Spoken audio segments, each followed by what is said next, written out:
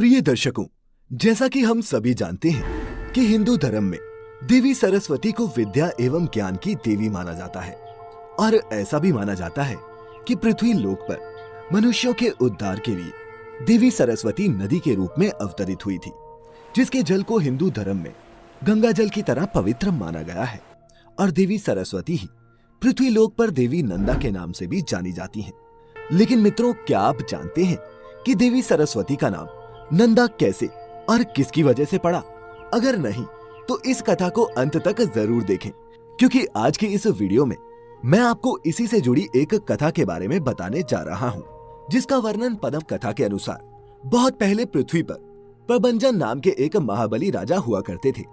एक दिन की बात है कि राजा प्रबंजन हिरणों का शिकार करने के लिए वन में गए हुए थे। वहां पहुंचकर उन्होंने देखा कि एक झाड़ी के भीतर एक हिरनी खड़ी है। फिर उन्होंने अपने तरकश से बाण निकालकर उस पर चला दिया। राजा के द्वारा चलाए गए इस तीक्ष्ण बाण ने तत्काल ही हिरनी को बिंद डाला। उधर बाण लगते ही हिरनी आहत होकर जमीन पर गिर पड़ी। फिर जब उस हिरनी को होश आया तो उसने देखा कि उसके सामने राजा प्रबंजन हाथ में धनुष बाण लिए खड़े हैं। ये देख हिरनी उससे बोली, ओ मूढ़ राजन, तुमने ये क्या किया? क्या तुम्हें ये दिखाई नहीं दिया कि मैं यहाँ अपनी संतान को दूध पिला रही थी और इसी अवस्था में तुमने मुझ निरपराध हिरनी को अपने बाण का निशाना बनाया?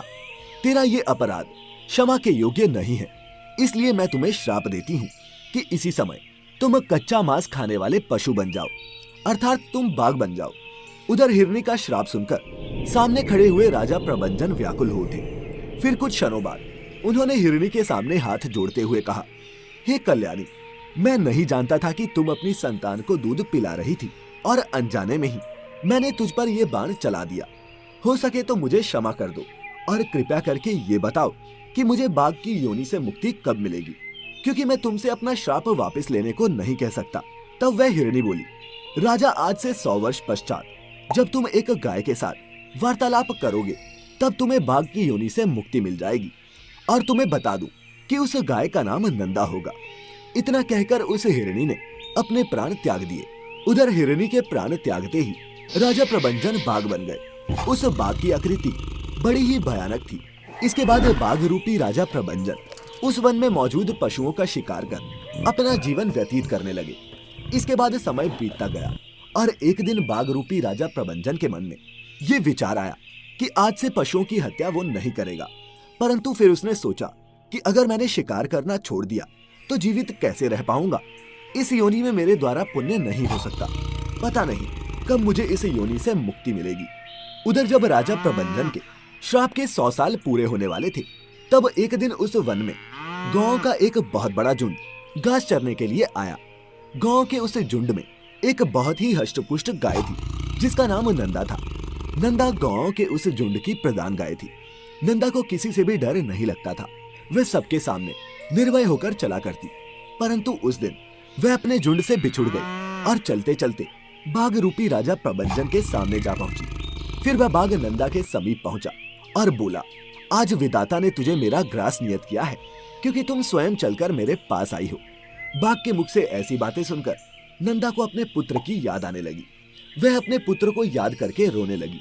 नंदा को रोता हुआ देख बाघ बोला, हे गाय, इस संसार में सब लोग अपने कर्मों का ही फल भोगते हैं।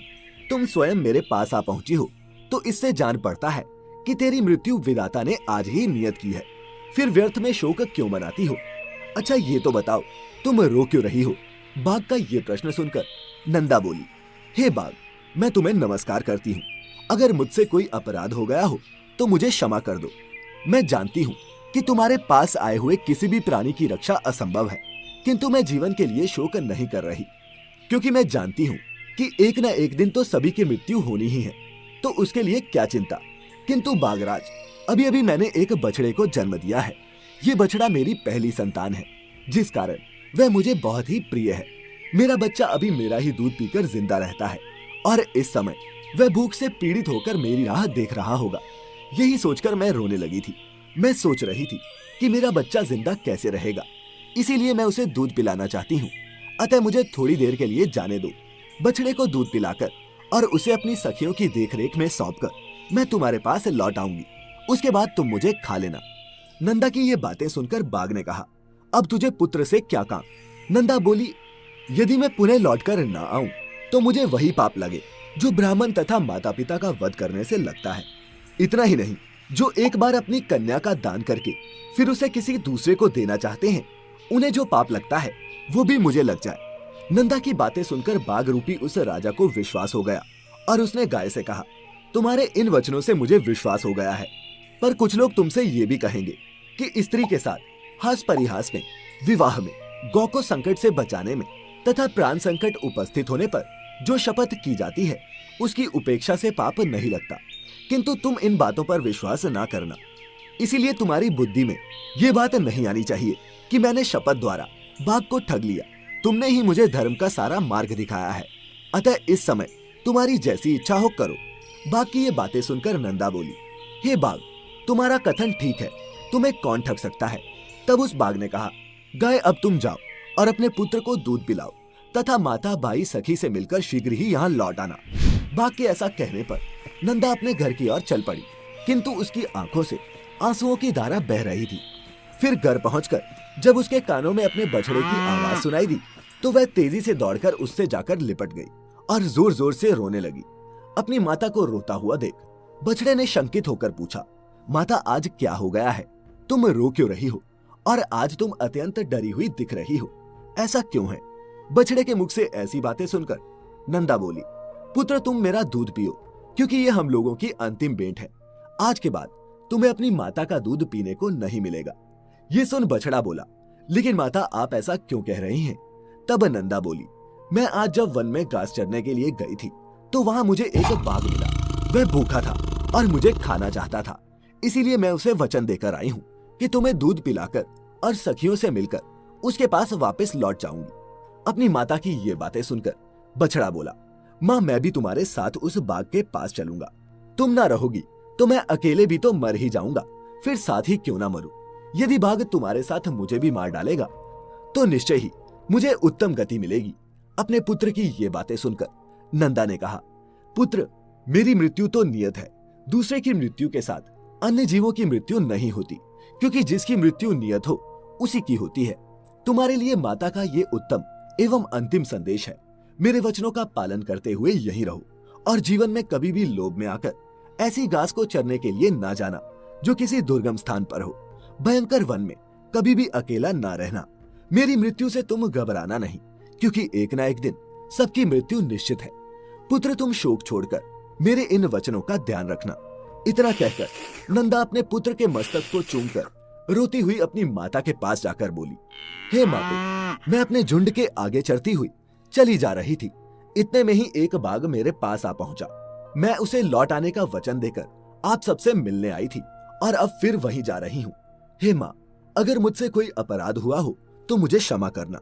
फिर नंदा अपनी सखियों से बोली, हे सखियों, मैंने जाने अनजाने में यदि कोई तुमसे अप्रिय बात कह दी हो अथवा कोई अपराध किया हो तो उसके लिए मुझे तुम सब क्षमा कर देना। मैं तुम्ही लोगों के भरोसे अपने पुत्र को छोड़कर जा रही हूँ, उसका ध्यान रखना। नंदा की बात सुनकर उसकी माता और सखियों को बड़ा दुख हुआ। वह बोली, ये बड़े आश्चर्य की बात है कि बाघ के कहने से सत्यवादिनी नंदा पुनः उस भयंकर स्थान में प्रवेश करना चाहती है।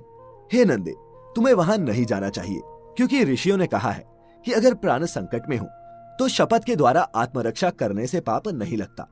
जहां असत्य बोलने से प्राणियों की प्राण रक्षा होती हो वहां असत्य ही सत्य है और सत्य भी असत्य है।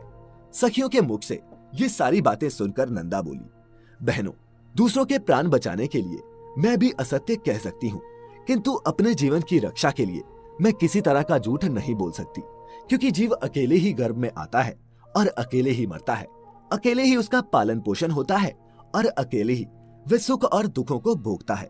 अतः मैं सदा सत्य ही बोलूंगी। ये सुन सखियां बोली, हे नंदे, तुम संपूर्ण देवताओं और दैत्यों के द्वारा नमस्कार करने योग्य हो, क्योंकि तुम परम सत्य का आश्रय लेकर अपने प्राणों का भी त्याग कर रही हो, जिनका त्यागना बड़ा ही कठिन है। तदनंतर नंदा वहां से चल पड़ी और कुछ क्षणों पश्चात उस स्थान पर जा पहुंची जहां वह बाघ उसका इंतजार कर रहा था कि तभी नंदा देखती है कि उसका बछड़ा भी दौड़ता हुआ वहां आ पहुंचा। दोनों आकर उस बाघ के सामने खड़े हो गए। नंदा बोली, हे बाघराज, मैं सत्य धर्म का पालन करती हुई तुम्हारे पास आ गई हूँ। अब मेरे मांस से तुम इच्छा अनुसार अपनी तृप्ति करो। ये देख वह बाघ बोला, गाय तुम बड़ी ही सत्यवादिनी निकली। आओ तुम्हारा स्वागत है। मुझे तो लग रहा था कि तुम नहीं लौटोगी। तुम्हारे सत्य की परीक्षा के लिए ही मैंने पुणे तुम्हें बेच दिया था, अन्यथा मेरे पास आकर तुम जीवित कैसे लौट सकती थी। मैं तुम्हारे भीतर सत्य खोज रहा था, वह मुझे मिल गया और इसी सत्य के प्रभाव से मैंने तुम्हें छोड़ दिया। आज से तुम मेरी बहन हुई और ये तुम्हारा पुत्र मेरा भांजा हो गया। हे शुभे, तुमने अपने आचरण से मुझ महान पापी को ये उपदेश दिया है कि सत्य पर ही संपूर्ण लोक टिका हुआ है, सत्य के आधार पर ही धर्म टिका हुआ है। हे कल्याणी, अब मैं वह कर्म करूंगा जिसके द्वारा पाप से छुटकारा पा सकूं।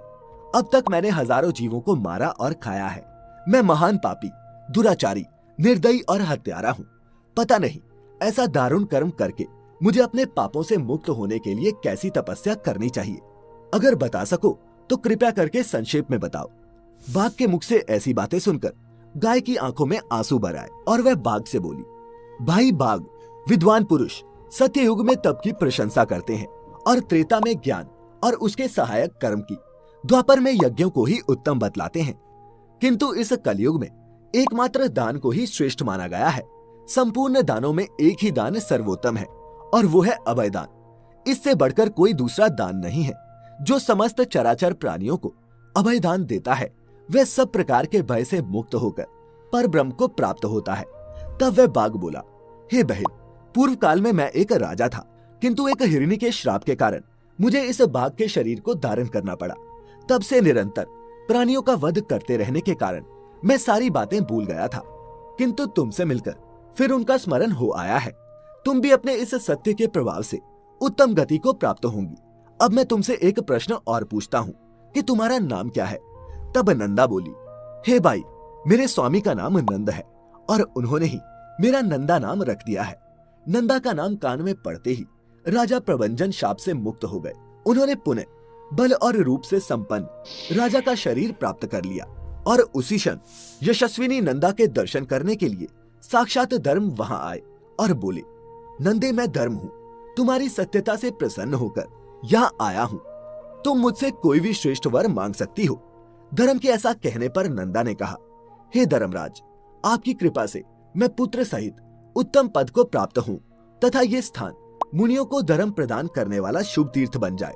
देवेश्वर, ये सरस्वती नदी आज से मेरे ही नाम से प्रसिद्ध हो और इसका नाम नंदा पड़ जाए।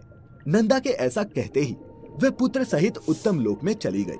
राजा प्रभंजन ने भी अपने पूर्वोपार्जित राज्य को पा लिया।